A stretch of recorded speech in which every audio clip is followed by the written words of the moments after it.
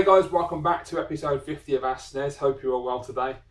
Yeah, episode 50, can't believe it. It's quite amazing to think that I've done this series of videos now consistently for 50 weeks without missing a single week. The longest running series of videos on my channel, and it's all down to you guys. So I want to say a big thank you to everyone who watches these videos regularly, who comments, and of course the people who ask the questions, because without you guys there would be no videos. So thank you very much guys. I'm really glad that you've got behind this series of videos that I'm doing and that you enjoy them, and hopefully here's to 50 more. So we've got a lot of questions. As you may remember from last week, Keith Hewitt decided to put the challenge out for people to ask 50 questions each, so it could be a long ass video. So get comfortable. Most importantly of all, get yourself a beverage. Got a nice hot cup of tea today. It is a special video, so have a cup of tea. Now get something to eat if you need it. Just get in your nice comfy seat and just relax and enjoy this. That's good. Right, okay. So the first set of questions from a good mate Alex, BlueTonic78. He's finally remembered to ask some questions. Well done Alex, because he always forgets. So the first question. So Alex asks, well done on your landmark 50th episode. Cheers mate. What inspired you to start making the series of videos? Basically, the main inspiration for doing these Q&A videos was a guy called John Flickster. He has two YouTube channels, John Flickster and the Flick Pick, and he does movie reviews, but he's just a really great personality and a really cool guy to watch. He's really funny, and he does a regular Q&A, and I thought, you know what, that's a really good way of giving back to the viewers and to letting all you guys, you know, get to know me better, me get to know you guys better, see what makes you tick, and it becomes more of an interaction. So I just thought, you know what, I'll give it a try and see how it goes, see if people are interested in doing that. And here we are, 50 weeks later, nearly a whole year. Mental. So in recent weeks and months, I can't help but notice that the shelves behind you are quite bare. Is this deliberate so you can fill the spaces up and watch the collection grow as and when you get the new games, or is it simply because you've got nothing else to put on them in the meantime? Or is it something you've not even thought about? I have thought about it, yes, they are bare, and it's just purely because I don't have enough games to put on the shelves. It's actually, I've sold a lot of stuff. Most of my collection is gone now, and I've gotten close to rebooting and just going right back to scratch and starting over again. As I said in my recent update video, the aim now is to go for Amiga, a little bit of Commodore 64 and the Super Famicom. Now, I don't know what's going to happen in the future. Being completely brutally honest, I don't know where my life is going to go, what's going to happen. None of us do. Hopefully, I will be finding work in the next few months and everything will get back on track. As soon as I get a job and I've got money coming in, I can guarantee you now that you'll see a lot more, a lot more pickup videos, and those shelves will get full, because I know what I'm like and I'll just go crazy and I'll be buying loads of Super Famicom stuff. But that's, you know, that's to come. That's going to be a tough one, but I'm looking forward to it. I'm really looking forward to the challenge. But yeah, at the moment, it's just purely I haven't got enough games to put now, Alex. That's all it is. So when I get more games, the shelves will fill. As you can see, the Amiga shelf there is getting a little bit bigger. So that's one shelf. Well, it was one shelf filled. I've now split the games up so the smaller boxes have their own shelf and the big boxes have their own shelf, because the consistency of the box sizes was getting on my nerves a little bit, so I like to separate them. But that's the main reason. We're rapidly approaching the election, which is a week today. Are you still intent on voting for the Tories? I am indeed. I've been relatively impressed with Ed Miliband, but the thought of the SNP getting involved is frightening, definitely. Is Ed winning you over enough to consider voting Labour, or is that out of the question? I will be honest, he has gotten a lot better. The past few weeks I've seen him in interviews and on the leader debates, he has really improved a lot, and I've actually started to find him quite likeable, like you say. But no, he hasn't done anywhere near enough for me to vote Labour. The problem is that he and all of the other frontbenchers were all part of Tony Blair's government, and that's my fundamental problem. We had 13 years where they ruined this country. They slowly pulled it apart brick by brick, and quite frankly, I do not trust that party whatsoever to run this country again for another 5 years. I just don't believe they can do it, and it's unfortunate because I think Ed's on the right track. I think Ed really believes in what he's saying, and he wants to make a change and a difference, but I just cannot trust him. I cannot trust that party. If they had put Chucker in as the leader and had a completely clean slate with the front bench and they'd started over, then I would have probably thought, okay, I'll look at your policies and I'll make a decision. Now, I have looked at the key policies from the Labour and the Conservatives, and be quite frank, I wasn't going to vote Labour anyway because I don't trust them.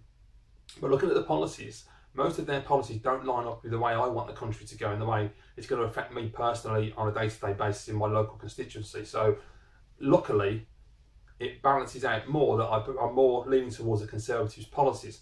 There are a couple of policies that the Conservatives have that I'm not happy about, one being fox hunting. It's a minor thing. I know in the grand scheme of things, there are more important issues that need to be looked at, of course, but that is something I disagree on the Conservatives. A lot of things that the Labour are coming up with, just not the mansion tax. I think the mansion tax is ridiculous. It's never going to be a good idea. But yeah, I'm not going to vote Labour, no. There's no chance whatsoever. It would take a massive turnaround for me in the next 7 days to actually be convinced that Labour are worth voting for. At the end of the day, anybody who, because there seem to be a lot of people who seem to have either forgotten what happened with Tony Blair's government or are just willing to just brush it away and say, oh, it's all the Tories' fault, the Tories have messed up. Well, I'm sorry, we had 13 years, they messed everything up, the whole country went down the toilet, 2008 came round, the country was down the toilet, the money had gone, the recession hit, and yes, it was a part of the banks and all that as well, but you're supposed to look after your own money as well. You know, Gordon Brown should have done a much better job as Chancellor. They absolutely ballsed it up. And the nail in the coffin, without doubt, was something that most people seem to forget, was that they left a note for the Conservatives when they got into government saying that there was no money left and they thought it was funny. Now, I'm sorry, if you find that funny, you do not deserve to be in a party or any kind of political position. You should not be in government. You're a disgrace. So there you go. So that's why I'm voting Conservative. Okay, next question from Alex. You bought, sold and repurchased many systems over the years, but is there one system in the back of your mind which you recently thought about getting back? That's a bit weird that you actually read my mind, mate. Yes, a couple of days ago I was considering the Dreamcast. Strange choice for me, but the thing with the Dreamcast, it's dirt cheap, the games are cheap, and it's like a little arcade in your home without having to have all the cabinets. It's just got such some great games like Power Stone and Crazy Taxi that it just makes it worth owning. But I'm not going to do that because, as Retro Dave said to me when I was talking to him about it, you could spend 50, 60 quid on a Dreamcast, or you could spend 50, 60 quid on a Commodore 64, which you're going to get a lot more enjoyment out of. And he's absolutely right. So thank you, Dave, if you're watching this, mate. Good on you. So yes, the Dreamcast did rear its head, but I'm doing my best to be full steam ahead, concentrate on the Amiga, bit of 64, and the Super Famicom. You know, who knows what's going to happen in the future? So if I find work and I've got money coming in, it all changes anyway. That'll probably change my whole view on it, and I'll just be buying anything and everything again because I'll have cash and I won't care. So thank you very much, Alex. Cheers for the questions, mate. Next set of questions from Murray, Muzz247365. Cheers, Murray. He says, congratulations on hitting 50 episodes, Pete. Thank you, mate. Always look forward to these videos. They're my Friday evening entertainment. I'm glad I can entertain you, mate. First question. Here's my 50 question. Whatever happened to 50 Cent? Yeah, well, I don't know. I mean, I don't really follow hip hop anymore, but I haven't seen him in the mainstream. He seems to be doing more film acting than he does music. And he's not the greatest actor in the world, but I quite like him in films. He knows his limits and he does a good job, so I find him quite watchable. He's quite enjoyable. He's like The Rock, you know, he doesn't push himself too much. He knows what he can do. He knows his limitations, that's what I'm thinking of. But yeah, 50 Cent music-wise, when he first came out, that first album, brilliant, loved it. G-Unit album was fantastic. But, you know, he's not the greatest rapper in the world. You know, I don't care. If anyone thinks he is, then no, he isn't. He really isn't. But he's an entertainer and he's really good at what he does. But yeah, it's a shame. I do kind of miss 50. Which systems are you enjoying playing the most at the moment? The Amiga, without doubt. The Commodore Amiga is the one I'm playing on pretty much all the time now. I'm not playing anything else. Not even playing current gen because I've got nothing to play on them. Although I did dabble a bit with Watch Dogs the other night. I was doing some side missions, but yeah. But mainly the Amiga. I absolutely love it. It's been so good having it back and playing these amazing games. And I've picked up some fantastic titles. And yeah, I've just been having a lot of fun with it. So definitely that one. Are you thinking of backing the Bitmap Brothers history book on Kickstarter? And this is something that Murray sent me a link to on Kickstarter, where they're doing a history. I think it was a history of the Bitmap Brothers, which was fantastic. To be honest, mate, I'm not entirely certain. I mean, you don't have to put a lot of cash in, and from what I saw, it wasn't that expensive anyway to get into. I think it's like 30 quid or something for like the lower end. I'm just not entirely certain about Kickstarter, whether I trust it or not. That's the only problem I've got. I think most of it is pretty legit. If it was like a big company, like when Tim Schafer did Kickstarter, I kind of feel comfortable with that because he's a known entity. You know he ain't going to rip you off. But if it's somebody I don't know, it could be anyone, couldn't it? So yeah, I'm not too sure. Although these guys, I believe, are the ones that did. Are they the ones that did the Mega Drive book as well? In which case, they have got a reputation. So, but no, not at the moment. We'll see. Which old school developer would be your favourite? Ocean, US Gold, Bitmap Brothers. Oh, it's really hard, you know, because Ocean put out so many great games and so many great arcade game ports. And you got the Bitmap Brothers who just made some absolute killer Amiga games. You got Team 17 who put some brilliant games. Psygnosis put out some phenomenal games. I would probably have to go for Ocean just for the variety and the quantity, because they put out so much good quality stuff back in the 80s and the 90s as well. So yeah, I'd go with Ocean, definitely. They've also got a really cool logo. Are you thinking of grabbing a Retron 5 at all? I'd like to grab one myself, but I'm a bit worried there will be a Retron 6 with N64 support, which would be awesome. I'm sure there will be a Retron 6. The Retron 5 seems to be selling quite well at the moment. I don't know what the stats are, but people seem to be enjoying it. Not for me personally. I don't... At the moment, I mean, I can't afford it at the moment, so it's irrelevant. But when I can afford it, I'm not going to say never, because I might dabble on it. I do find it an interesting bit of kit in terms of what it can actually do. I've read a lot of things about it and seen a lot of videos in terms of like what it's compatible with, what it's not compatible with, and a few little niggles. But for the most part, especially a lot of the British YouTubers I've been watching, like Champion 2D Rob, 2D UK, Conas Deloro, they all seem to be really happy with the machine. And I think it's a nice alternative if you don't want to go to your game room, which is a bit lazy, I know. But if you just don't want to be asked, and you can just have that in front of the TV, just crash on the couch and play it, great idea.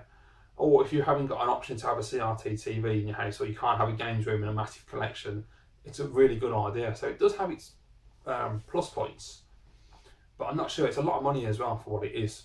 But then again, you get a lot in it. But you're right. I mean, if the Retron 6 comes out and N64 support, that would be quite nice. Especially if it's region 3 N64 support, that would be fantastic. But yeah, I don't know. We'll wait and see in the future. I'm not going to say no, just in case a year from now I've got loads of money and I'll buy one. Or buy the Retron 5 and the Retron 6, who knows, or whatever. Any plans to see the new Avengers movie? I saw it last night and it was great. I'm glad you asked, mate, because I watched that yesterday. I went yesterday afternoon to see Avengers Age of Ultron, and yeah, it's a brilliant film. I did see it in 3D, and I will say to anybody who hasn't seen it, don't bother watching it in 3D. I'm personally someone who absolutely loves 3D and would prefer to watch a film in 3D at the cinema given the choice. I always do, always choose 3D. But I don't know if it was done in post, and it certainly looks as though it was tacked on afterwards. But it's most of the time I didn't think the film was in 3D. I was watching it and I was like, this doesn't look 3D at all.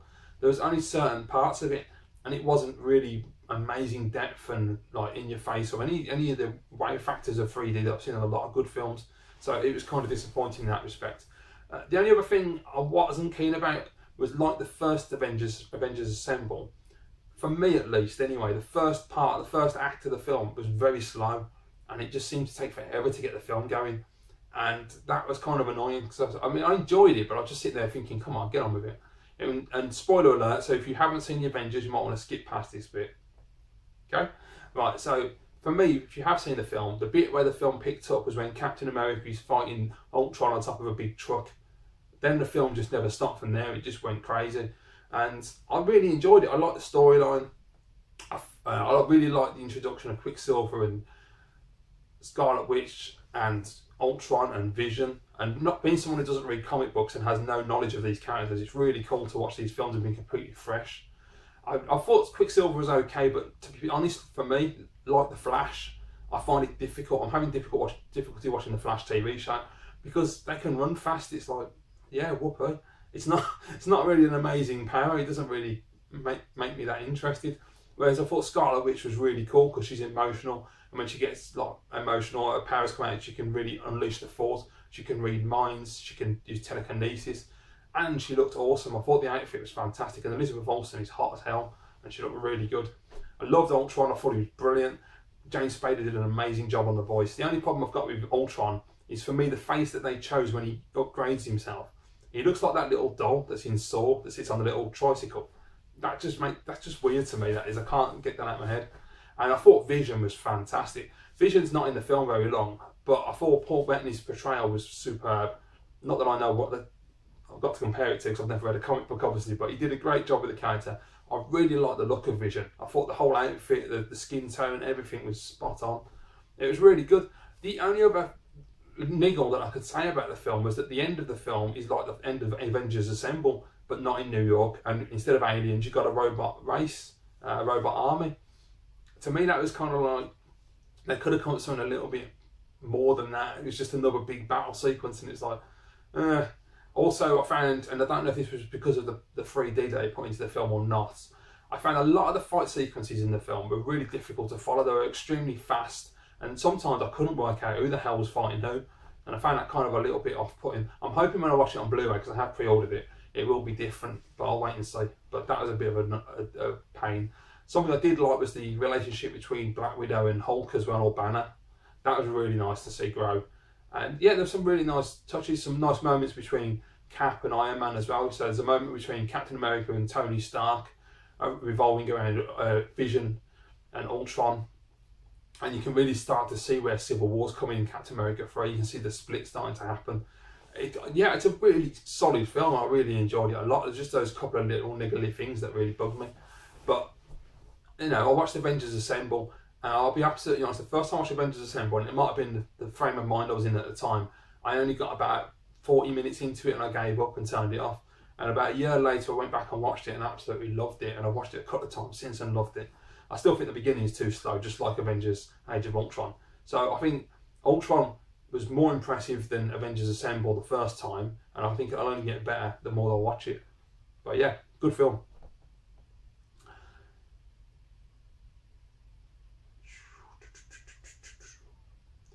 Any progress on your computer room? Not at the moment, mate. I'm trying to find a computer desk. I'm trying to hopefully get one off free cycle so I ain't got to pay for it. That'd be quite nice. Or at least get a cheap one in my area. I've got a search set up on eBay for the closest to you. So hopefully one will come up. One came up the other day, but it was a bit pricey, which is a shame. And I've got to obviously measure up as well. But no, not at the moment. It's going to take a bit of a while to get that set up. So I need to get a desk. I've got a chair I want to get. I found that on eBay for like 35 quid, which is not too bad. I need to get a TV as well. Unfortunately, I sold that low flat screen ages ago, like a few months back. Definitely regret doing that, because the flat screen TV would have been really handy. It's great for making gameplay videos, because that Sony's crap. I was trying to do some gameplays on the Amiga the other night, and I just can't film that TV. It just flashes like crazy, and I've tried my phone camera that I'm using now. I've tried my Sanyo camera, but it just doesn't work, and it's really annoying. I have managed to film that TV in the past with the Sanyo, but it just will not film it. I've even filmed it with the phone camera when I did the Captain Lang Mega Drive gameplay, and that worked. So I don't know if it's different systems and refresh rates or what it is, but it's a pain in the arse. With a flat screen TV, you have no problems. I can film anything. So the gameplays may have to take a back seat for the time being, which is really annoying because I didn't want that to happen. I wanted to do a regular gameplay series. But once I've got a solution, I will do that. So yes, I just need to get a desk, a seat, a TV, and I'm sorted. And then I can put some posters on the wall. I found a bloke who does nice Amiga posters, so I'm looking forward to that. But yeah, when I start doing it, I will update everybody and let you know what's happening with it. And the last question from Murray. Any dreams for where you would like to be by the time of episode 100?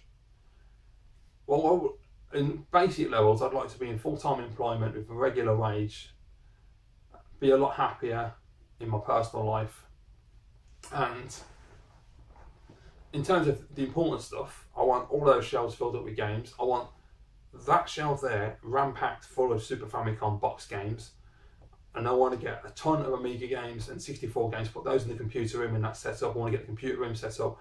So basically, by the time we get to 100 episodes in 50 weeks' time, I need a full-time job, a good wage. Doesn't have to be brilliant, but a decent wage. So £7 an hour or more will do me fine. I want a ton of Super Famicom games in there. I want at least 4 or 5 shelves full. I want a computer room set up and ready to go with a load of Commodore, Amiga and 64 games. And I want to get a Commodore 64 as well. So if I can just achieve that by my 50th episode, that would be quite good actually. I don't want to set the bar too high. That may be a bit too high, but yeah, we'll see.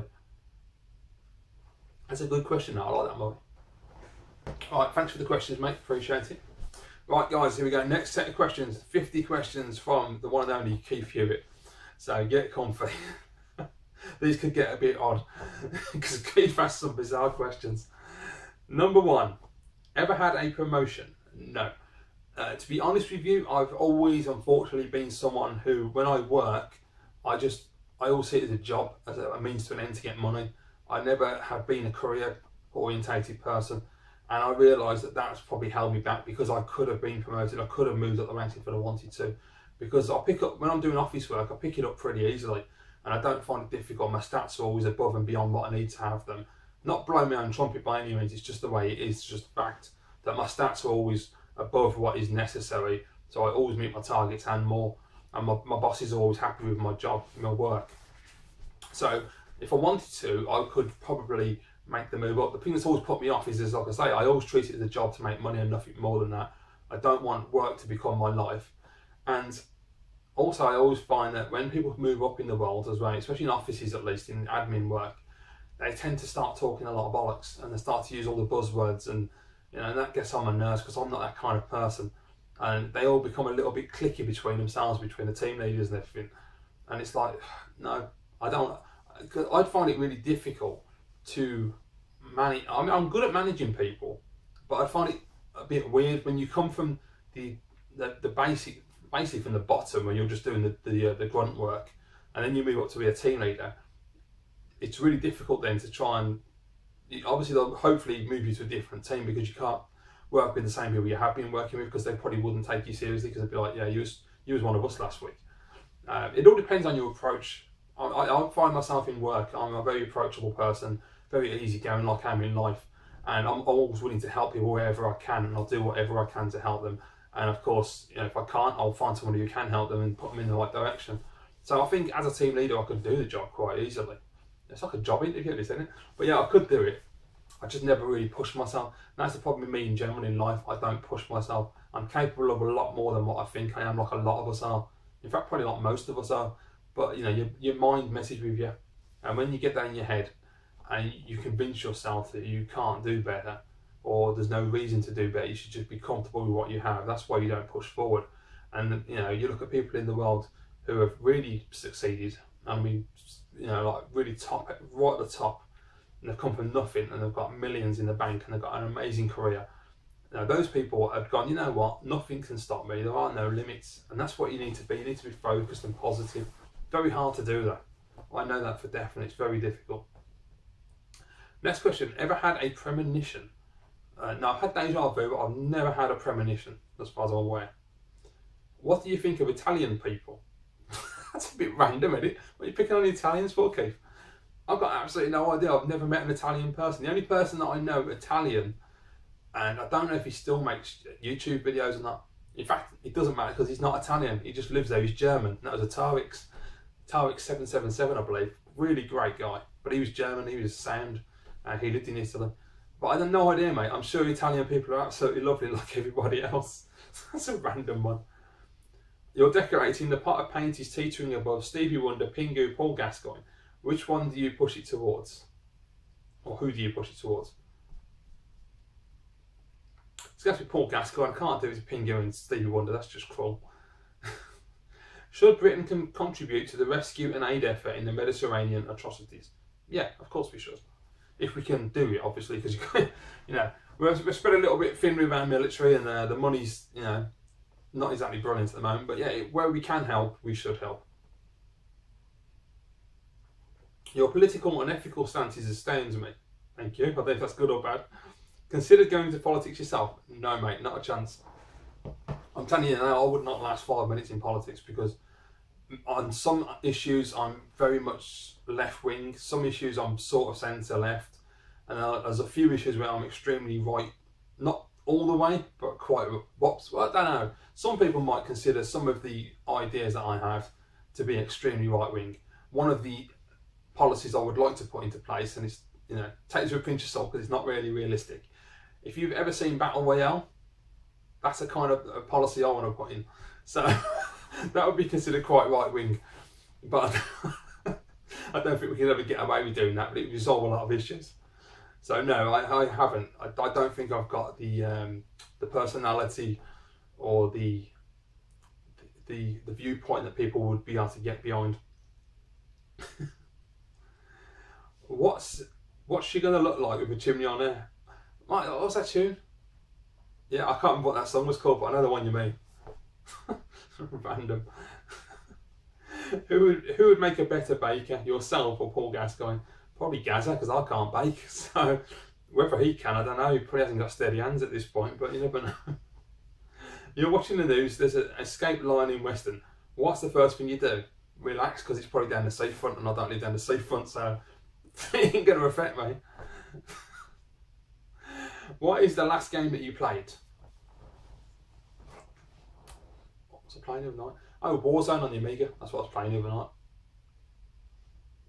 Warzone by Core. Is it Core Design? I think it was. Absolutely brilliant run and gun shooter. I did put a gameplay link in my very first Commodore pickups where Alex did a video. So if you want to see Blue Tonic's video, check out my original Commodore pickups and check on the link. It's brilliant. Ellen Page as a chauffeur, okay, or a lifetime supply of chicken droppings as fertiliser. Unless I don't need fertiliser because I don't garden, I'll take Ellen Page as a chauffeur. I now own a Game Boy Advance. What games or accessories are good? To be honest, mate, I don't know enough about the Game Boy Advance. I've never really delved into it that much. I've only dabbled.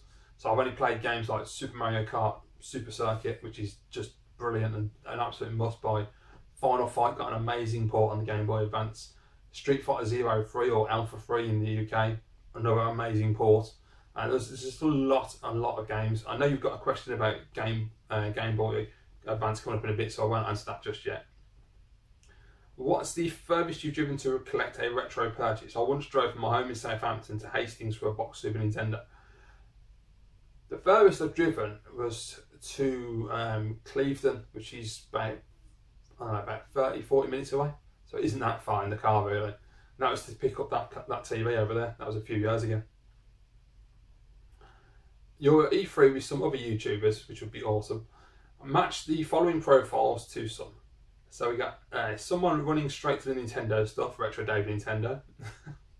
Someone going potty about a spider in the gents, obscure. I have no idea who'd be scared of spiders. I don't know, Ben Shenmue. I don't know if he would be, but we'll go with that. They walk away from E3 tired and deflated. Nobody. I don't think any of the YouTubers would be tired and deflated leaving E3 because we'd all be hyped. And they immediately race home and sell their entire collection of games. And again, other than me, nobody else would do that. Can the Green Party be viable in a steady economy? Possibly. Not 100% yet. As I've said before, we'll give them 5 years and see how they are in 2020. Because the problem is, like, if you're not going for the main parties, the main three, and you're going for a new party, they're untested, so we really don't know what we're going to get. They can promise the earth, whether they can deliver it is another thing. If the main parties can't deliver what they offer, then the other parties, yeah, I wouldn't put money on them doing it either.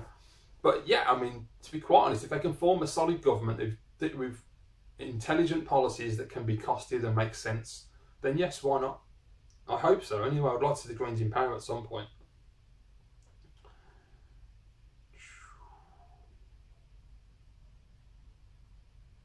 What did you usually have for breakfast? I enjoy a croissant and cappuccino.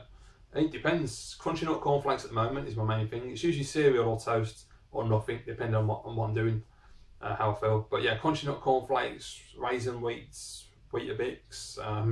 Yeah, pretty standard stuff, to be quite honest with you. Is climate change man-made entirely? I don't know enough about it, but from what I understand, it is mostly down to us, yeah. It probably is all down to us, actually, because we have ruined the planet. Have you seen my blog? Apparently no, I haven't, so I do apologise, I haven't yet. What would be your ultimate gaming aspiration? Mine's to get a box complete Super Mario Kart SNES PAL. Mine's easy, mate. I've said it before, Super Turrican 2, American release for the Super Nintendo. If I own that game, I'm going to be a happy bunny. Because me and Jay Cybersnake7 have been after that for a long time. He'll get it before me, but I mean, I'm really looking forward to picking that up one day. I just hope it lives up to my expectations. Do you like Theoprophetus? He's my favourite dragon. So for anyone who doesn't know, Theoprophetus is a business magnate who was, I don't think he is anymore, he used to be a judge on Dragon's Den in the UK. I can't remember the name, but he owned like a woman's lingerie shop and he owned some other stuff. Yeah, I do like Theo. I think Theo is brilliant. He's one of the better members of the group.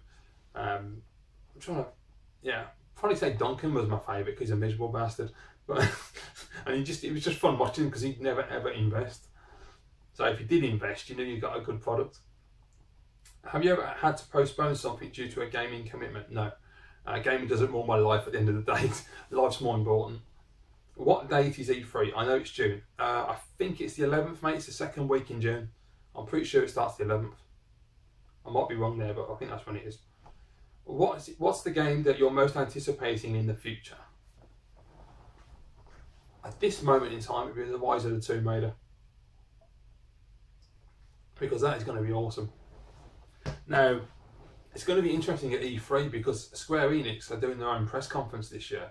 So, I don't know if they're going to show a little bit of Tomb Raider at the Xbox conference, or they're going to do a full gameplay at Square Enix, or Square Enix are going to show a quick teaser trailer, and the full gameplay will be at Xbox.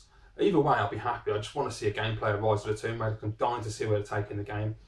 Other than that, Quantum Break from Quantum Break from Remedy is another game I want. Until Dawn on PS4, I want to play that. Uncharted 4, obviously. There's a couple of really nice games.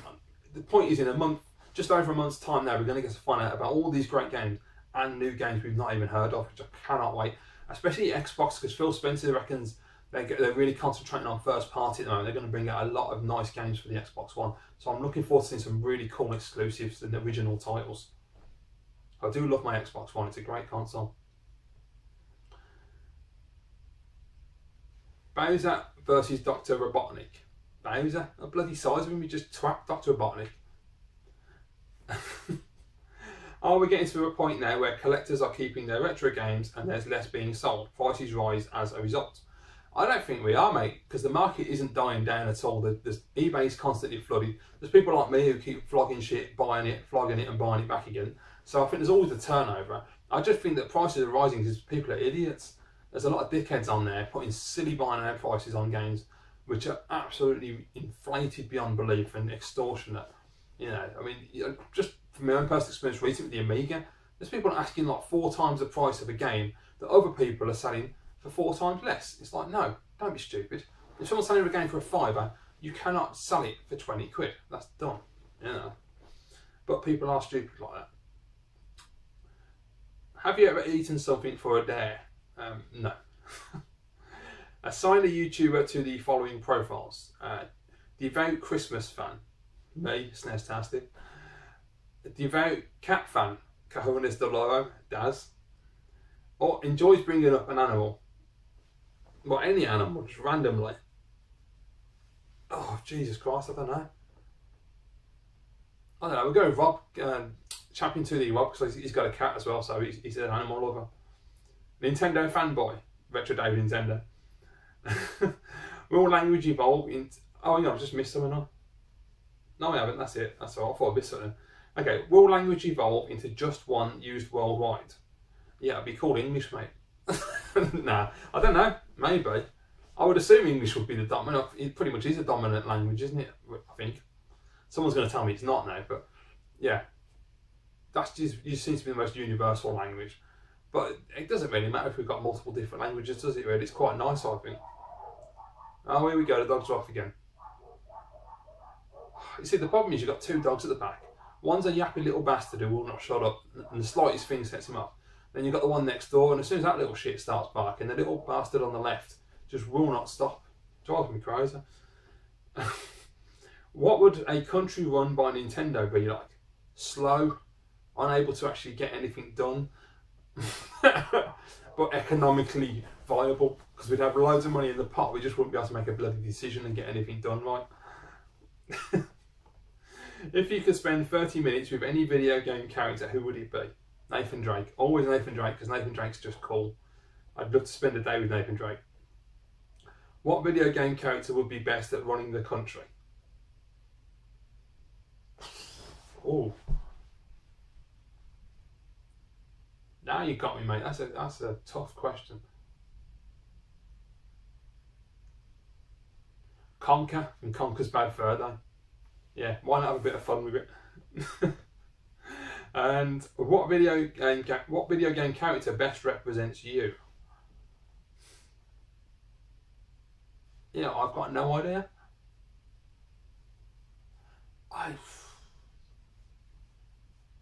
There ain't many video characters that are chilled out. Most of them are pretty energetic, and I'm not very energetic. So I'll probably have to pass on that, Keith, because I can't think of anybody offhand. If you could date any female video game character, who would it be? Probably the modern Lara Croft, because she's really nice. She looks hot. And I like the new style that they've gone with her. She's not completely cartoonish. She's a lot more realistic. Other than that, Elena Fisher from Uncharted. But then again, Chloe's really hot, but Elena's more wife material. So yeah, go with Elena. The media always seem critical about Grand Theft Auto and positive about Minecraft, but can games really change society? No, the media want them to, but they really don't, do they? I mean, the whole thing with GTA is contrived bullshit anyway. Rockstar do it deliberately because they know they'll get press, because these idiots in the press feel like they need to report on this stuff and completely lie about the game and how it works and what the actual context of it is. And they just do it to just scare parents and to just build hype. It's all one big scam, basically. Have you ever written 50 questions and accidentally deleted them all? I just did it and had to start these questions again, trying to remember them. I haven't. Well done, mate. I bet that was a pain in the arse. In a fight, who would win? Who would referee? Pingu, Stevie Wonder and Paul Gascoigne. Paul Gascoigne would win in a fight easily. Referee, well, it'd have to be Stevie Wonder, because you can't really beat up a blind bloke. That's a bit wrong, isn't it? So yeah. So Pingu and Paul Gascoigne can have a scrap, and Stevie Wonder will be the referee.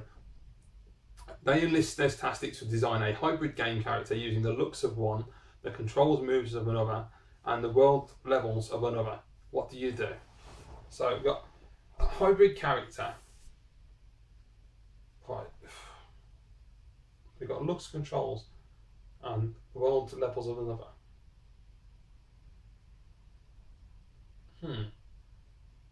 Well, I have the controls and the moveset of Uncharted, because, you know, it's very slick, well done, works really well. You got a lot of movement. In terms of the world, it would have to be something like a Mario environment, because that's really cool.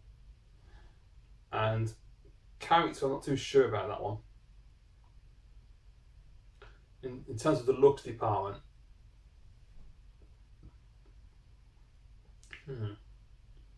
well, just do a combination of Nathan Drake and Mario. Be a bit weird looking, but you know. Okay, a retro game section recently opened in a newsagents, and that makes perfect sense in my opinion. Do you agree? That's an interesting idea. Well, yeah, wherever it opens up, the better, really, mate. Reincarnation exists, and you need to choose one to come back as an ostrich or an aardvark. Why would you have that as an option? I wouldn't want to come back at all if that was the options. Ostrich, because aardvarks eat ants, and that's disgusting.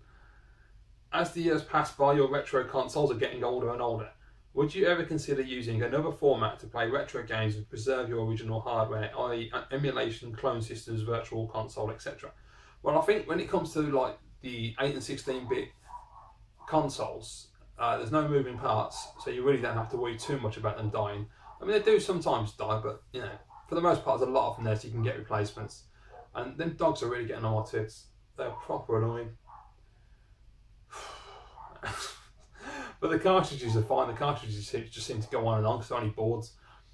The only thing I would say is, in terms of like the Amiga, as I've said before, I want to get a 1200 in the future and compact flash options so that I can preserve the games digitally and have the boxes on the shelf for display and for touch and for the nostalgia. But because floppy disks do tend to die a lot, it makes a lot more sense to have that backup option. Okay, the Sicilian Mafia. Where are you going with this one? I'm after your rare copy of a game. How do you settle this? I contact the FBI and go into the witness protection program. I don't think they'd let me, but that'd be the best option. Whose Q&A questions do you most look forward to? I only watch 2 people that do Q&As. That's Alyssa White, and I forgot to say last week, Tweet the Shred, my good mate Lloyd, top bloke that he is. And I look forward to both of those. They're absolutely brilliant because they're both really interesting because they're totally different people with totally different viewpoints. And you know, and Lloyd's always drinking and getting pissed, and it's just because I find random tangents, which is quite funny. And this is just a really lovely person, really sweet, and she's just a very, very gentle person, and her personality comes across really well on camera. And I like the way the questions that she gets are always really interesting because she's got a very nice viewpoint on it. I would say, Lloyd totally drinks too much and just enjoys himself, and he's a total metalhead. Whereas Alyssa's just a really sweet girl and completely opposite, and two really great channels and definitely worth checking them out. I'll put links down below again for both of those. Okay, without hesitating, can you name a game that's aged really badly? Tekken? Not really. I think only if you put it on a flat screen. If you put it on a CRT, it's alright. But because the 3D polygons look a bit ropey, but yeah, that's probably, I don't know why I thought that one, that's weird, but it's... Independent businesses in our suburbs are in decline, i.e. butchers, bakers, grocers, or candlestick makers. What can be done to renew them? Investment. The problem is you're going to have to change the whole of society again and get all the younger generations, because the older generation, they cook their own food and they're willing to use fresh produce, whereas the younger generations that aren't, my age group and down really, we've all been conditioned to eat this frozen crap and all the rubbish from the supermarkets. It's got preservatives and God knows what else in it. So you need to do a whole sea change and get everybody going back to eating fresh food. Now, Jamie Oliver's been trying this for a long time. He ain't had much bloody success, unfortunately. But that's the way you're going to do it, because the butchers ain't going to open and the grocers and that, because they need to be able to sell the products. And if there isn't a demand for it, then it isn't financially viable to do it. So it's a tough one, but it would be nice. Are you a fan of fair trade? Yes, it's going to sound a bit random, but I do buy fair trade bananas. I always buy fair trade bananas when I go to the shop. They're a little bit more, and I usually buy organic fair trade bananas, and that sounds like a real middle class thing, but I just like the taste of them, and it also helps out people as well. What's the most defining feature of any console? The fact that it actually works. In past years, we've found that a lot of systems don't tend to work very well, unlike the old days where there's no moving parts and they just bloody work fine. But yeah, the most defining part has got to be the controller. If you've got a bad controller, your console's sunk. There's two things that make a game's console work: is a good controller and really good software. Without those two elements, you're knackered. What console was most ahead of its time? The 3DO, because it was trying to be a multimedia system at a time when that really wasn't something people were interested in, and it was really expensive. And had that been a cheaper prospect at the time, which you couldn't have done, it may have done a lot better, and it had better software, and they hadn't, and Trip Hawkins hadn't let anybody and everybody make a system for the 3DO, and they just sort of got some kind of control over the system. Could have been an interesting prospect, that could have. What console, sorry, read that one. Ever been tempted to try out a new 3DS? All the time, always think about buying one, but I'm not gonna, because the price of them at the moment is quite high, and I just know I'll never play on it, so there's no point. I would love to try one though. As I say, I'm not going to say never, because, as I say, who knows what's happening in the future. But at the moment, this very moment in time, I do not wish to buy a 3DS. So please, in 12 months' time, if I own one, don't somebody quote this back at me, because I don't care. Superb entertainment last week, number 49. Keep up the amazing content. Fascinating to have watched your journey over the years. Keep on reaching Ask SNES 100. Thank you, Keith. It does have two more questions, which are: have you ever been tempted to become a home horticulturalist, you bastards, or perhaps a ostrich farmer? I can't say I have, mate, to be quite honest. And home horticultural, horticulturalist, horticulturalism? No, that's not a word, is it? It might be. Home horticulturalism, is that a word? Anyway, yeah, that could mean something completely different. And which YouTuber collects for the Game Boy Advance, as I would love to see his or her video? The only person that pops in my head is Champion 2D Rob, top bloke, and he buys boxed Game Boy Advance games. He really knows his Game Boy Advance. So I'll put a link down in the description, mate. Click on that, go and check out Rob. Really nice bloke, if you're not watching him, of course. Thank you very much for the questions, Keith. Next set of questions from a good friend Mark. Sega sent me one. Hello, Mark. Just have a quick swig of me tea. Oh, that's good. Right, okay, first question from Mark. I assume you've heard the news about Silent Hills and the PT demo being axed. Would you share your thoughts on this news? How this may or may not affect you? I'm not a big survival horror guy. I really enjoyed Resident Evil. I absolutely adored the first Silent Hill. I thought it was a phenomenal game. But after that, I never really paid much attention to that genre. But I did post a video on my channel a while ago for PT. If you just click on the top right hand corner, there's a link there to my reaction to PT if you want to watch that. And that was absolutely phenomenal. I thought that was the right way to do survival horror. It scared the shit out of me. And it seems to have done that to a lot of people. It was really clever, really tense, absolutely phenomenal. I think it's a real shame that that's going to be taken down from the PlayStation Store. And it looks at this moment that Silent Hills is going to be cancelled. I don't believe, at least I've not checked in the last couple of days, I don't believe it's actually officially been cancelled. It just looks as though it's going to be, because obviously Hideo Kojima's left Konami for whatever reason. We don't know if he was fired, he left, or what happened there. It's looking more like he was fired, but we'll wait and see. Konami's taken themselves off the New York Stock Exchange voluntarily, which is really odd. Guillermo del Toro, I can't say his bloody name, has walked away from the Silent Hills project. So that pretty much puts the nail in the coffin anyway. I don't know what's going on at Konami. Is there going to be some kind of restructure? Is someone going to be buying the business? It's really interesting to follow that company at the moment, because they're one of the great companies of all time. So I'm really interested to see what happens with them. I'm hoping that Silent Hills isn't completely dead, and that maybe they can keep it on the back burner, and that once Konami's finished doing whatever they're doing and everything settles down, they can then go back to the project, and maybe they'll probably, I don't know if they'll be able to get Kojima back in, because if they did fire him, I don't see him want to do that. But maybe they could put somebody else on the job and make it as good, if not better. It's a shame. I'd hate to see it go away completely, because it really, the demo was so cool. I think that there could be a really amazing game, because it really was just a tech demo of what is possible. It wasn't anything to do with the actual game as far as I'm aware. So the game would have probably been completely different. But if that's the kind of thing that people can come up with for survival horror, I'd just love to see where that could go. So yeah, it is a shame. It is a bit of a pain in the arse, and I just really want to know what's happening with Konami more than anything at this point. I just hope the future of their business is stable. Did you see the Metal Jesus Rocks Orange Xbox Halo video? If not, some guy found it in the wild, and it has been is to be believed to be very rare and sought after. The whole video, Metal Jesus never really let go of it. I think the guy was thinking, "You ain't having it, buddy." Jason's a top bloke. He's such a nice guy, and it's so good to see his channel to keep on rising as much as it has. He's done so well over the years he's been on YouTube. He's got a phenomenal channel. I haven't actually got around to watching the video yet. I saw it in my feed, and I still need to watch that, because I am actually quite interested in the Orange Xbox and where it's come from, the origins of it. But yeah, Metal Jesus is a top bloke. Do you think there is one reality show that isn't staged? Big Brother. But even that probably is a little bit nowadays. I'm sure they're probably poked in certain directions. Yeah. I mean, even, it's not really reality TV, but like the Gordon Ramsay show, sometimes I do wonder about that, if some of that's a little bit staged. I hope not, because I really like Gordon, but yeah, it could be. So probably, I don't think there are many, if any, that aren't staged. Because yeah, Big Brother probably is a little bit.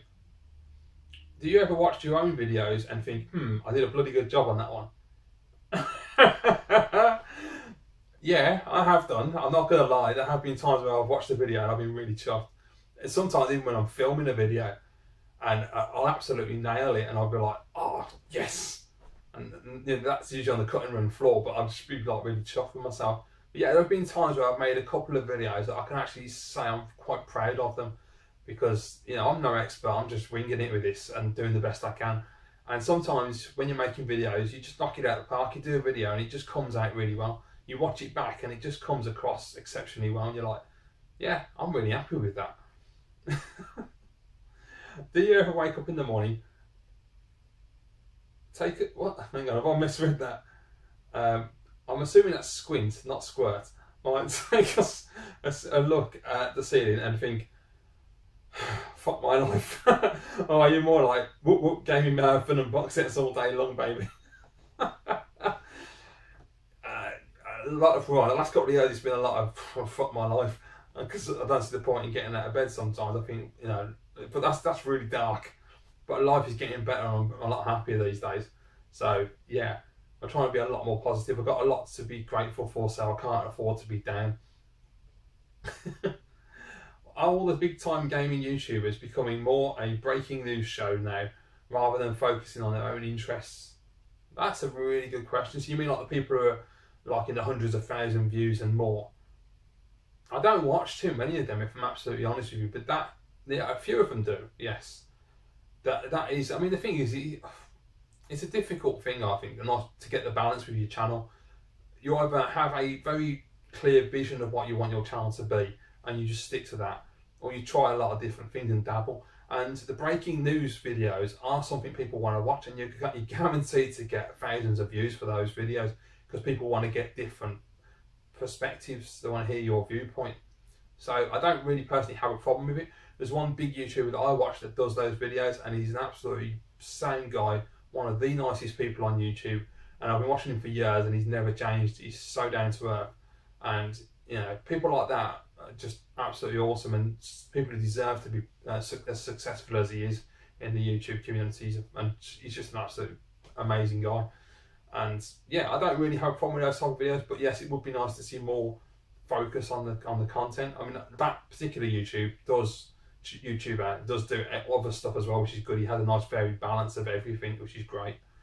But yeah, I don't tend to watch many of the big channels where they just talk about news because I don't see the point. I'd rather watch you guys, to be honest, us low-level guys who are just making videos for ourselves and our friends and just enjoying it and making our own points of view, because that's what I find more interesting. A journalist or somebody who's got like millions of views on YouTube, they're probably going to have people leaning on them for sponsorship and everything, and it's, you're never too sure if it really is a legitimate opinion or not. I mean, some people don't care. They get hundreds of thousands of YouTube subscribers and they'll still be honest, and I like that, because I would like to think if my channel was to ever, for whatever reason, blow up, I don't really think it will, but if it ever blew up to that level, I wouldn't change as a person. I would do my best to make sure no one can lean on me and change my content. If PewDiePie is rich and claims he doesn't do it for the money, why does he still use clickbait thumbnails? I don't watch PewDiePie, Mark, so I can't really comment too much on the guy because I don't know anything about him. All I know is that apparently he earns about $2 million, I think he earns, per year, which is unbelievable. That from doing Let's Plays, he's absolutely mind-blowing that you can earn that, and you know, hats off to the guy. I'll shake his hand. Congratulations for doing that, because that is a hell of an achievement. I can kind of understand if he said that he's not doing the money for the money, why. And money is great. We all need money, and the more money you get, it's great because it makes your life easier. Money always makes life easier, but anyone who believes that money will make you happier is not right. It doesn't make you happier. It just makes your life a lot easier because you have less responsibility, because you have the money to pay your bills and everything's smooth. You haven't got to worry about any of that, and it takes all of that pressure off you, which is fantastic, and we all need that. But if you're not happy up here, all the money in the world will make no difference whatsoever. So it isn't always about the money. It can, it's like movie stars. You can get movie stars getting like 20 million a film. So they start out, they've got no money at all, like Arnold Schwarzenegger. They build themselves up and they get millions of dollars. Now, at the beginning, the money is very important because they need that money to survive, to eat, to clothe themselves, to, you know, to travel around for the different jobs, to go to castings, etc., to pay their bills, their rents. That's always important. But then they get to a level where they've got like 50 million quid in the bank, or $50 million. No, money's no longer an object. And it's always about the art form and actually enjoying what they do. And I think that's probably where maybe PewDiePie is coming from, is that he just enjoys making Let's Plays and interacting with people on YouTube. And it's not so much about the cash. The money's a nice byproduct, but the most important thing is actually making the videos. I would assume, as I said, I don't know the guy, never watched his videos, I don't know him on a personal level, so I could be completely off the mark, but that's where I would assume he's coming from. In terms of clickbait titles, mate, I use clickbait titles. You may have seen that some of my Ask SNES ones could be considered clickbait titles. Unfortunately, in this day and age, it's what you need to do to get noticed, because it's all right, you've got your subscriber base, but if you want to get new people to come and have a look at your videos as well, you need to make sure you've got a catchy title that when people are randomly searching around YouTube for whatever they're looking for, that your video is going to pop up. And it's the same with the thumbnails as well. You get the visual instantly your eyes will be drawn to an interesting title that stands out and makes you go, oh well, what's all that about? And you'll click on it all and have an interesting image in the thumbnail. So it's all about marketing more than anything. It's not so much about just putting clickbait titles up there just to get hundreds and hundreds of millions of views and whatever. It is because you want to get people to look at your content. Otherwise, why would you make a video? So I don't really have a problem with clickbait titles. They can obviously be a bit misleading a lot of the time, because especially with like legitimate news organisations. Even things like Yahoo, they have major clickbait titles. The one going around this week was about Robert Downey Jr. It was Robert Downey Jr. storms out a Channel 4 interview. No, he didn't. He got up and he casually walked out. He did not storm out. It was bollocks. But it got me to click on it and watch it, and that's what they need. So, yeah, it's a different one. I don't even know how you could do that, because you either put a clickbait title or you put a generic title and nobody's going to click on your video other than people who already know you and are subscribed to your channel. So I don't know where you go with that one. Good question. I like that. It's really interesting. I hope I've answered it all right anyway. So next question. If you have Xbox Live or PlayStation Network and it goes down or maintenance scheduled, shouldn't they add that time lost spent and put it on the end of the 12-month fee? So basically you're saying because you're paying for the 12 months and there's downtime, so say a couple of days or a week, that you're not getting what you're paying for, which is absolutely right. And I would assume legally they've probably got a way around it in the terms and conditions that we don't read and sign for. But you're right, you should be able to get that extra time back at the end of the year.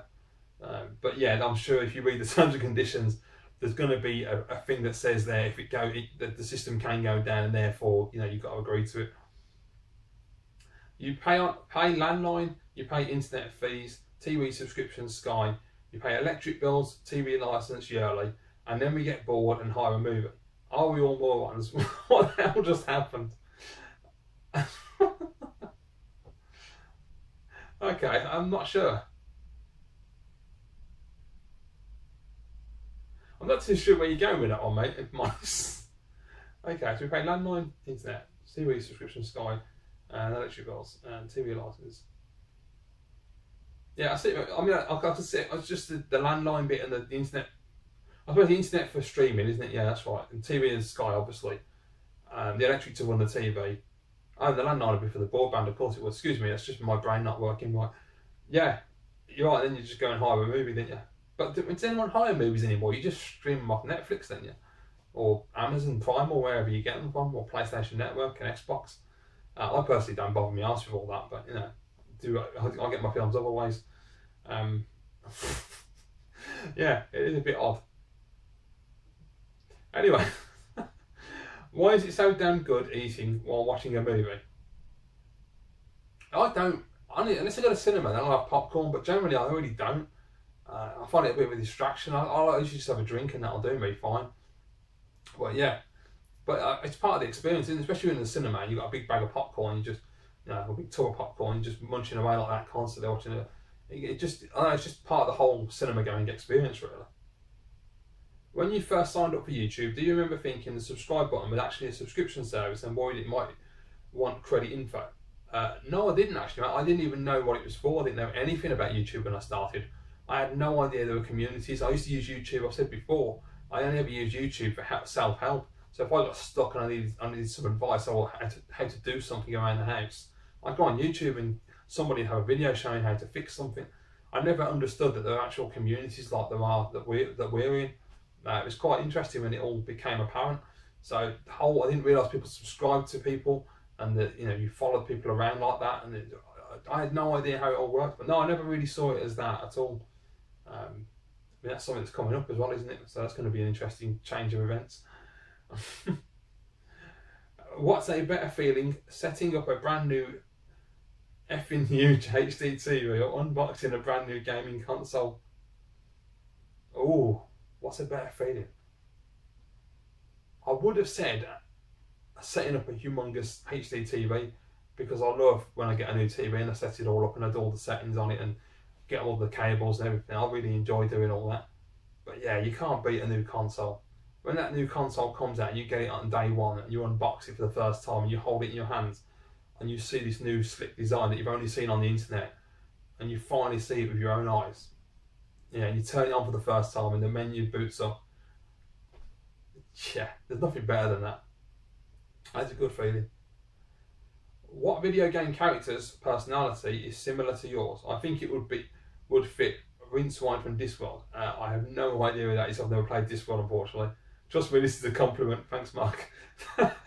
Again, similar to Keith's question, I'm not sure, to be quite honest with you, mate. I'm not. I'll take your word for that, because I don't know. I think you guys are better at understanding that than I am, because trying to understand who is similar to yourself is difficult, because I think the way we see ourselves is different to the way the rest of the world sees us.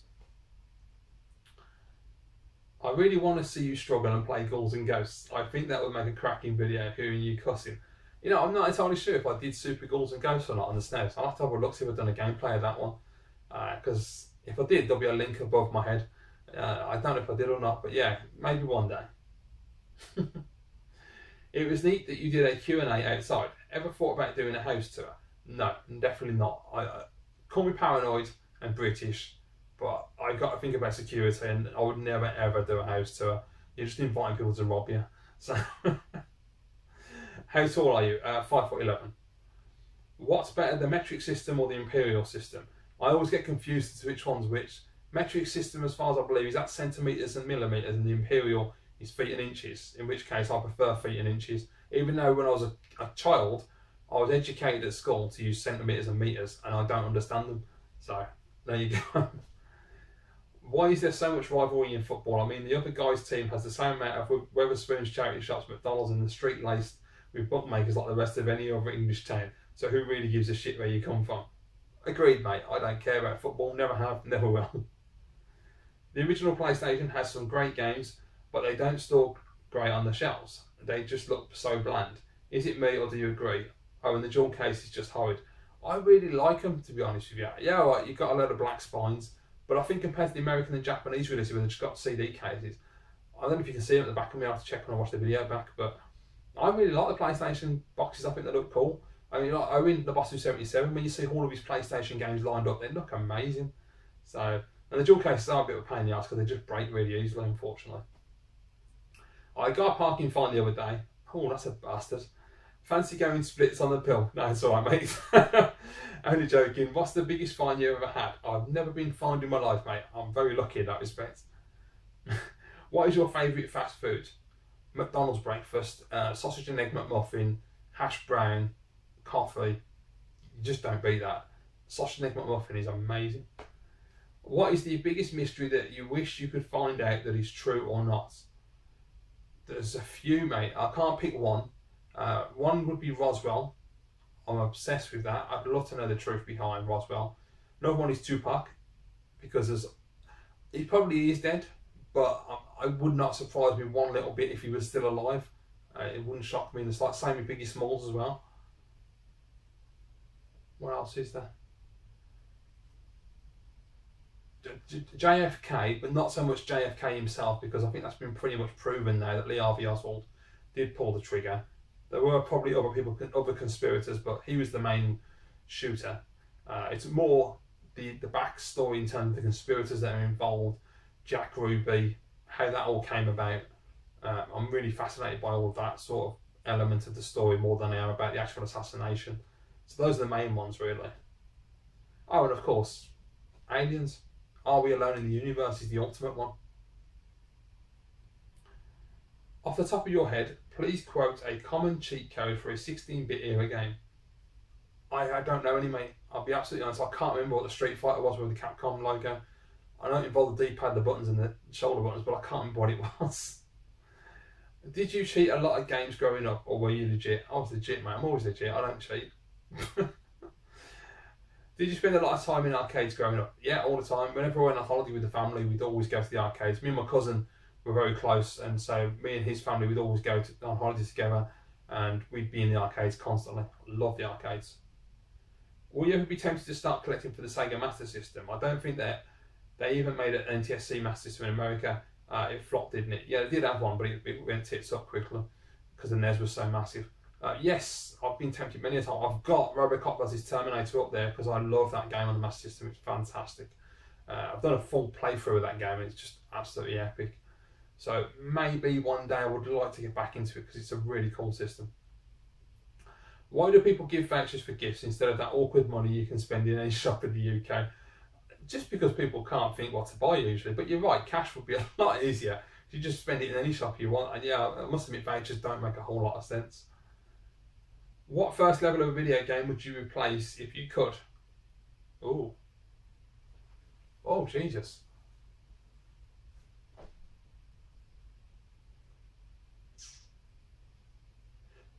don't know. That's really a really good question. It's bloody hard as well. Any Call of Duty games so I never have to play one again? No, I just completely wipe the code and get rid of it. Wipe off the face of the planet. Why do scrolling beat-em-ups always throw every stage boss at you on the final level? To make it difficult. That's the only reason. Why are final levels so gloomy? Why can't they mix it up and have it on a beach or a zoo or something? Well, that goes for a lot of modern games, isn't it? Why can't they brighten it up? Playing Sunset Overdrive was such a pleasure because there was so much colour in the environment. It was just bright and cheerful. Yeah, they need a lot more of that in games. Have you got much planned for the weekend? Not really. No, same old shit, to be honest, mate. Same day, same shit, different day. Have you ever had that early learning wooden train set growing up? No, I didn't have any train sets. I was more of a Scale Electrics kid. Fun fairs, are they your kind of thing? Not really. They're okay. I like the waltzers. About it, really. I'm not a big fan of them. How much pocket money did you get a week when you were in secondary school? I have absolutely no idea. I can't remember, Mark. I know I was working my paper round back then as well, so probably didn't get anything, to be honest. What console did you get the most bored with after buying one? Now that depends if you mean the first time it came out or if you mean since I've been collecting, or both. I can't honestly say, hand on heart, I've never got bored with a console. Even if I've got to the point I just don't want to play it anymore, I just wanted to sell it on. It's not because I was bored, I had no desire to keep it in the collection and buy more games for it, but it wasn't that I was bored of it, because it was, all the consoles I've had have been really fun. Probably the Saturn then, maybe the Saturn, because I didn't play that as much as many of the other consoles. Yeah, probably say the Saturn. It's a great console though. What do you consider a good game? One that's fun. That's it. I just want to have fun when I pick up the controller and not get frustrated and angry. I sometimes amaze myself how many questions I come up with on your channel. Can you ask me one?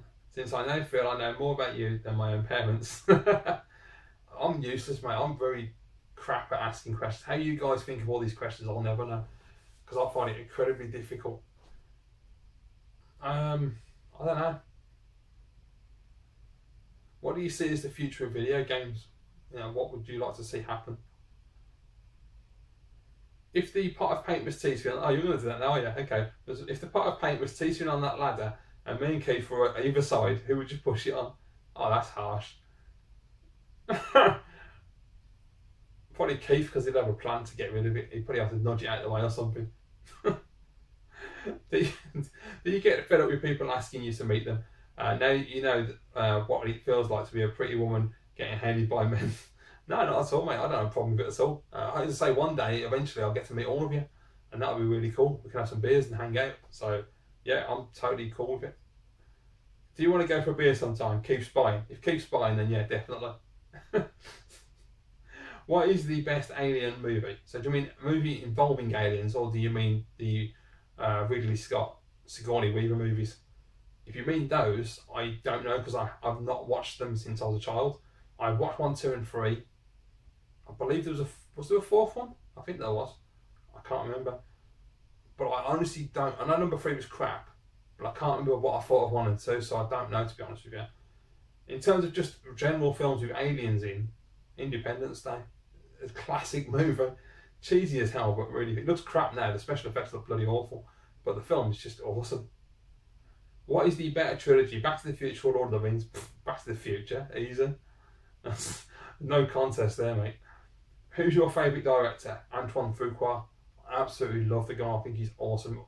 I've seen all of his videos bar King Arthur, which I really need to correct that mistake and watch that. And his visual style is absolutely stunning. Brilliant director. Will Smith, cool or egotistical? I like Will Smith. I think Will Smith's a really cool guy. However, I have heard that in the last few years he's been a bit of a dick, and that's what's derailed his career a little bit. So hopefully he'll get his head out of his arse and he'll get back on track again, because he's a really nice bloke. At least he seems to be really genuine. I think he just let the fame go to his head a little bit, which, it happens with a lot of people, a lot of celebrities. Favourite British sitcom of all time? Only Fools and Horses, hands down, easy. Do you think it's possible they could run out of original ideas in movies? It's getting to the point where we have seen it all, don't you think? It does, because they are remaking and rebooting everything under the sun. But they're all really fun and enjoyable, and there's always going to be new ideas. Someone somewhere is always going to come up with a new concept. While events around the world happen, technology evolves, there's always going to create new stories for film. So yeah, there'll still be new ideas. Riots in America again. Oh, this is going to be a cheerful question. A sensitive subject, sorry. But what are your thoughts on cops using excessive force? Are our police too buss with criminals, or are we just right in how we behave or how we baby them? I think in this country we're too soft in terms of we don't allow the police to actually do their job, and there's too much red tape.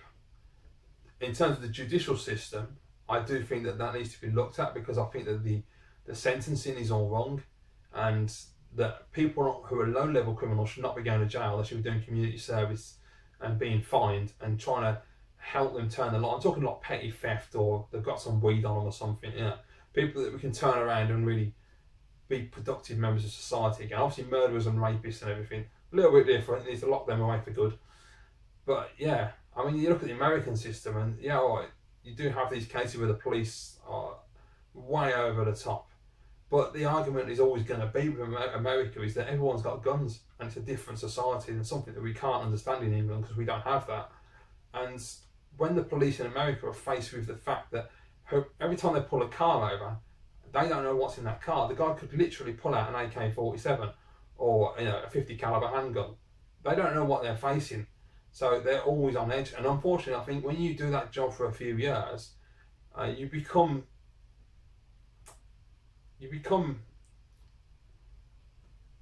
desensitized, I suppose, in a way, and you become very paranoid because you don't trust anybody. And when they have like racial profiling and things, I can understand what happens. I totally can. It's not right, of course, it's not right. But if you're doing that job on a daily basis, it is going to skew your view of the world, unfortunately. I mean, I don't agree with the death penalty that America have in some states. I'm totally anti-death penalty. I'll never ever agree with that under any circumstances, no matter what. I don't think it's the right solution whatsoever. But yeah, we are too soft in this country. I think the police need more powers in this country, and they need to be allowed to get on with their job and do it right, instead of all these do-gooders sticking their nose in where they don't belong. But yeah, that's a cheerful bloody question, isn't it? What is better, NASCAR or drag racing or F1? Well, I find F1 extremely boring.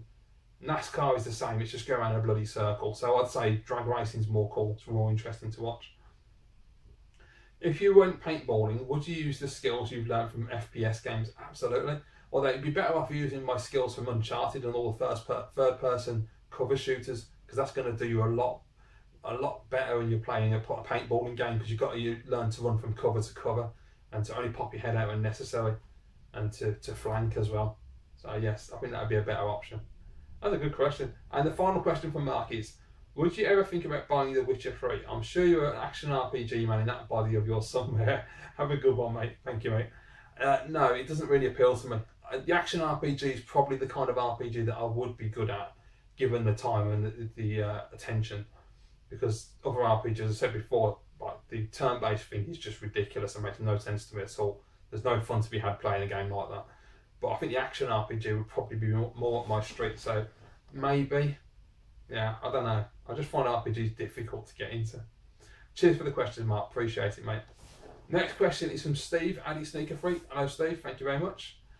He asks, what console and games, etc., do you currently have in your collection? Right, in terms of consoles, at the moment I've got the Super Famicom, the PlayStation 1, the original Xbox, Crystal Xbox. I've got a Wii, which is also a GameCube as well, so it's the old Wii, which is really handy. I've got the PlayStation 3, PlayStation 4, Xbox One, Amiga 500, and I've got a original Game Boy as well. In terms of games, I've just got what's behind me. So I've got Xbox One, PS4, a couple of PS1 games, some Amiga games, a couple of Commodore 64 games, PlayStation 4, PlayStation 3, a couple of Xbox games are up there. I've got a Master System game, Robocop vs Terminator. So I've got a fair amount. It's not like I'm like desperate for games. I've got enough to play. Thank you, Steve. So, and the last question. Oh, hang on, that's not the last question. Because I've just realised what's happened. There's a cock up there. Ah, that's better. I thought that wasn't the last question. Next question is next set of questions are from 16-bit Jay. Thank you, Jay. And Jay asks, do you have a guilty pleasure movie? Not really, because I've said before I don't like the term guilty pleasure, because if I like something, I like it. I have films that I enjoy that people would probably class as a guilty pleasure. One of them is 13 Going on 30 with Jennifer Garner and Mark Ruffalo. I absolutely love that film. It's brilliant and really cheers me up. It's a brilliant film. So I'd say that one. What do you think when movies and TV shows change a cast member for a character? It all depends if it fits right. If it's done in a way that it doesn't really bother you that much, it doesn't affect the storyline, it's alright, because sometimes it can be disjointed, like on soap operas when they do it, it's like, hang on, what happened there? But yeah, I mean, I don't really think it matters, to be quite honest, especially like movies anyway. Movies are a separate thing really, because it doesn't matter at all if they change the cast member, because as long as the story's well written and the character's well written and the actor does a good job, I don't really care. I mean, sometimes it would be difficult. Like, you couldn't say change John McClane, because John McClane is Bruce Willis. It just wouldn't make sense to have a different actor playing the role. But, you know, if they put out a film with a different John McClane, a different actor, and it was a great film, it's a great film. You know, you can argue about the purism of it and that, but I think at the end of the day, if you enjoy the film, that's all that really matters. But it would be a bit weird. Do you have a favourite Ninja Turtle? Michelangelo, without doubt. I love Mikey. I love the orange bandana. I love his personality. It's just absolutely quality. As someone who likes Five Finger Death Punch, have you heard of their cover of LL Cool J's Mama Said Knock You Out? And if so, what did you think? I haven't, mate. I didn't even know they did that. I'll look that up on YouTube when I finish filming, because that would be sweet. I love Five Finger Death Punch. Great band. If you had the power, would you stop something from ever existing, or bring something that is extinct and or decommissioned back?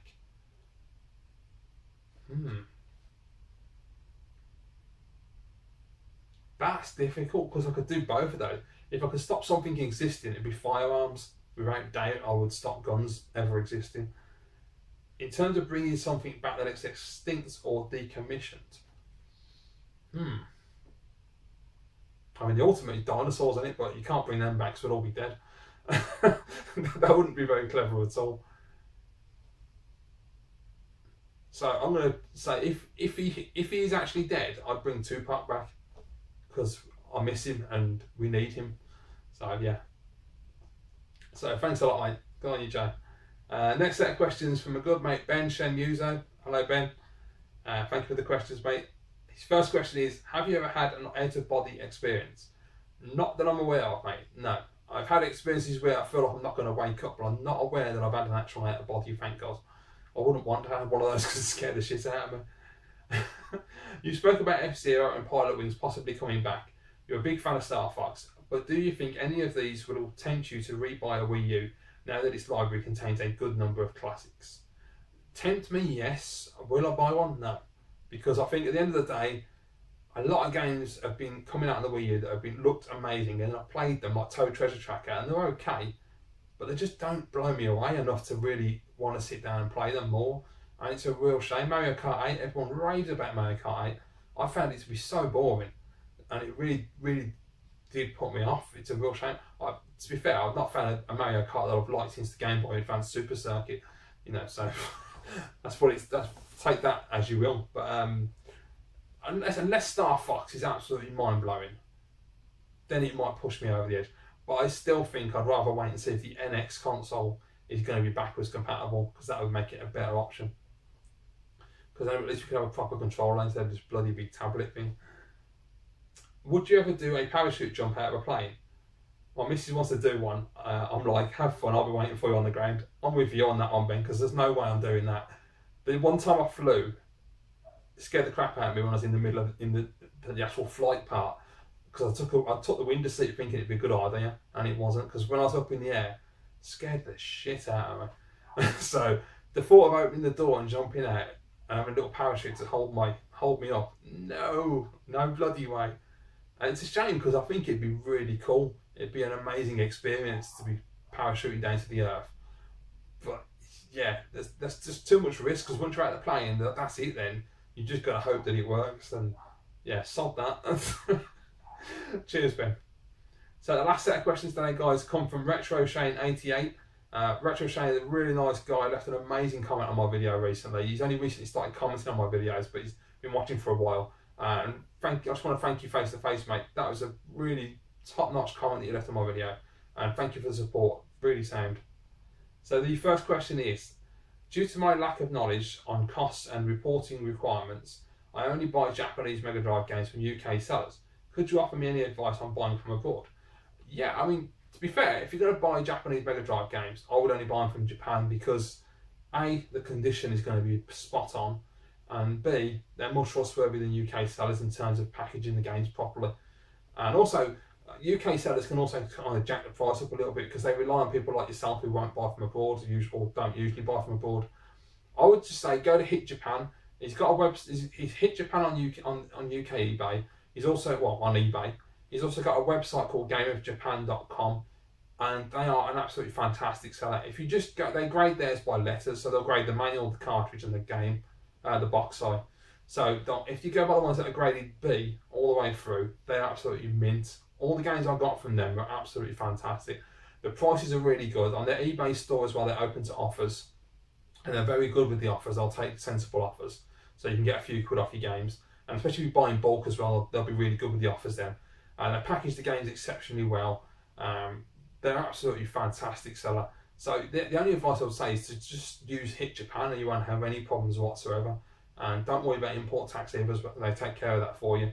So check them out, they're absolutely brilliant. In fact, I'll put a link down below in the description, and you'll be able to check out their website and also their eBay store. Final Fight or Streets of Rage, and why? Now, when I was younger, Final Fight, because Final Fight was my arcade game. One of the 3 arcade games that I love the most, and I love that game, it's brilliant. Now, in my late 30s, I'm going to have to say Streets of Rage, because there's a lot more going on, and I personally prefer Streets of Rage fight style, because on Final Fight, the enemies tend to run away from you a lot and hang off the side of the screen, whereas with Streets of Rage, it feels like you're actually in a physical fight, because you've got people coming both sides of you, and you can fluidly move between the characters, fighting the person in front and the person behind with back kicks and everything, and you can flip over people, and it's just a more competent fighting game for me personally in terms of its gameplay structure. I love Streets of Rage, it's brilliant. But as I say, Final Fight is a classic, and so it's really hard to choose between those two. In your opinion, what is the worst or least favourite Mario game ever released? I don't have a worst Mario game, because I've actually pretty much enjoyed all of them. Least favourite, I would say, are the new Super Mario Brothers games on Wii. They were pretty average, they weren't brilliant.